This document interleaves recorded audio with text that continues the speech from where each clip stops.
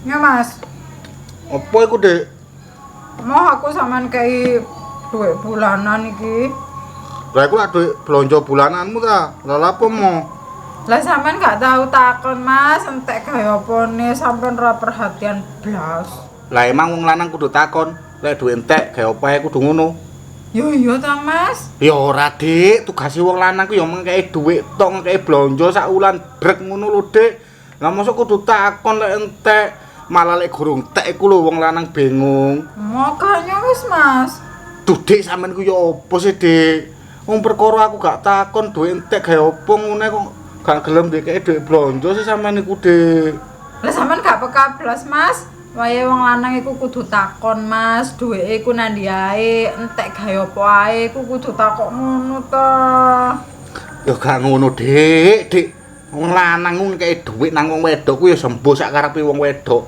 Lah entek takon ngono. Dik, dhuwit entek gawe apa ae? Ngono. Ya ora ngono, Dik, konsepe, Dik. Sampeyan ku ya apa sih, Dik? Malah lek dhuwit gak entek iku lho, aku takon. Lho, Dik, dhuwit kok gak entek, Dik? Sampeyan lapoe, Dik. Ngono ku aku takon. Lah lek dhuwit entek terus takon lho. Lah harga dirine wong lanang ya apa, Dik? Lek dikeki dhuwit blonjo gawe sak wulan ku langsung entekno sedina ngono lho, Dik.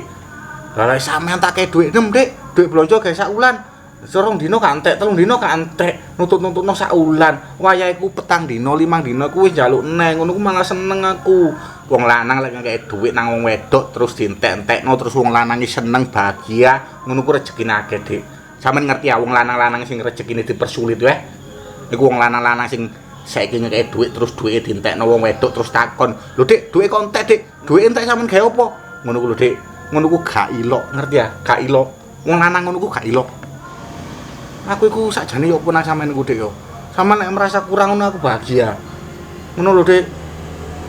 Ojo wedi ngentekno dhuwit wong lanang. Lah sampean wedi ngentekno dhuwit wong lanang?